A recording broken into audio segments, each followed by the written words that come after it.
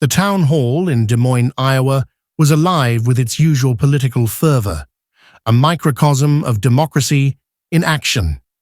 The air buzzed with the hum of excited chatter, the rustle of campaign signs, and the occasional burst of applause.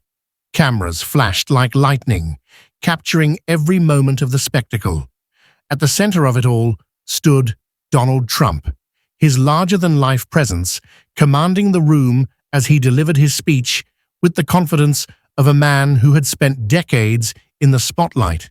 His words were sharp, his tone assertive, and his charisma undeniable. But amidst the sea of supporters and the cacophony of political theater, there was a quiet figure, a little girl named Furry, clutching her grandmother's worn Bible to her chest like a lifeline.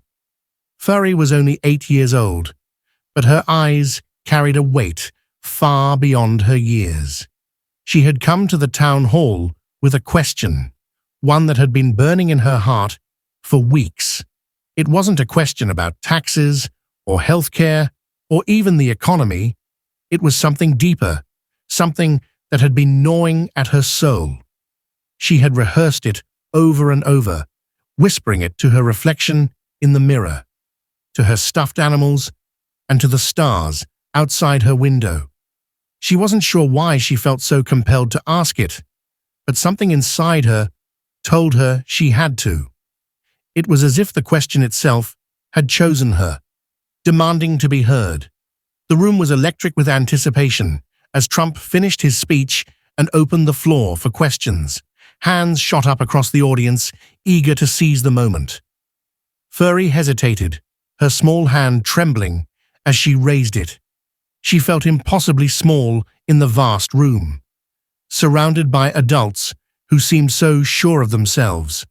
But then she felt her mother's hand on her shoulder, warm and reassuring. "Go on, sweetheart," her mother whispered. "You can do it." Furry took a deep breath and stepped forward, her heart pounding so loudly she was sure everyone could hear it. The room seemed to grow quieter as she approached the microphone, the noise fading into a hushed stillness. She looked up at Trump, her voice soft but steady. "Mr. Trump," she began, "what does God mean to you?" The silence that followed was deafening. The usual hum of chatter and movement ceased, replaced by a stillness that felt almost sacred. Even Trump, known for his quick wit and rapid-fire responses, paused. He looked at Furry, then at the Bible she held so tightly. For a moment, his usual bravado seemed to fade, replaced by something more introspective. The room held its breath, waiting for his response. "That's a very big question," he said finally, his voice softer than usual. He took a deep breath, as if gathering his thoughts. "You know, when I was a little boy, I used to sit in church and wonder if God was listening to me. I'd look up at the stained glass windows and think, does he even hear me?" Furry's eyes widened. She hadn't expected him to share something so personal. She clutched her grandmother's Bible tighter, as if it could anchor her in the storm of emotions swirling inside her. Trump continued, his tone reflective. "My father once told me that faith is like climbing a ladder. You keep going, even when you're afraid of falling. But as I got older, life tested me. There were times when I felt angry, even abandoned. I lost my brother Fred, who was one of the kindest people I've ever known. He struggled, and when he passed, I couldn't understand why God would take someone like him." The room was utterly still, every eye fixed on Trump. Even the reporters had stopped typing, captivated by his candor. It was a rare moment of vulnerability from a man who so often projected unshakable confidence. "One night," Trump went on, "I had a dream. I saw Fred's face, and he said to me, 'Don't be angry, Don.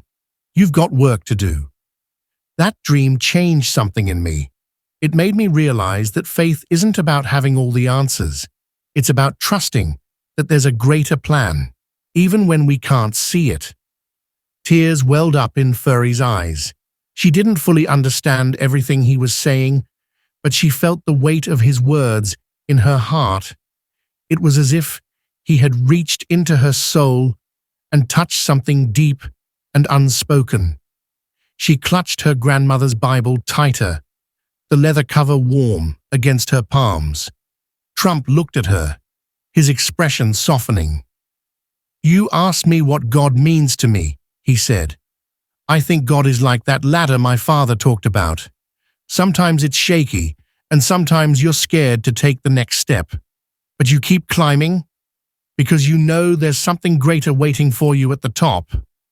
The room erupted into applause, but Furry barely heard it. She felt a sense of peace wash over her, as if a question she hadn't even known she was asking had been answered. She turned to her mother, who was smiling through her own tears, and hugged her tightly. As the town hall continued, Furry couldn't shake the feeling that something profound had just happened. She didn't know if Trump's words would change the world, but she knew they had changed her. And as she left the building, clutching her grandmother's Bible, she felt a little less afraid to take the next step on her own ladder of faith. The days that followed were a blur for Furry. She replayed the moment in her mind over and over, each time finding new meaning in Trump's words. She began to see her grandmother's Bible not just as a book, but as a symbol of the faith that had been passed down through generations. She started reading it every night, her small fingers tracing the words as she tried to understand the stories within. Her mother noticed the change in her. "You seem different," she said one evening as they sat together on the porch, the setting sun casting a golden glow over the fields. "What's on your mind?" Furry looked up at her, her eyes thoughtful. "I think I understand what Mr. Trump meant about the ladder," she said. "It's like, even when things are hard, we have to keep going, because God is there, even if we can't see him." Her mother smiled, brushing a strand of hair from Furry's face. "That's a very wise thought for someone so young," she said. "Faith is a journey, sweetheart, and it's okay to have questions along the way." Furry nodded, her gaze drifting to the horizon. She thought about the dream Trump had described, about his brother Fred telling him he had work to do. She wondered what her own work might be. She didn't know yet, but she felt a quiet determination growing inside her. Whatever it was, she would keep climbing, one step at a time. Years later, Furry would look back on that day as a turning point in her life. It was the day she learned that faith wasn't about having all the answers, but about trusting in the journey. And as she stood on the stage of her own town hall, addressing a crowd of her own, she would remember the little girl who had once been brave enough to ask a question, and the man who had answered with a story that changed her life.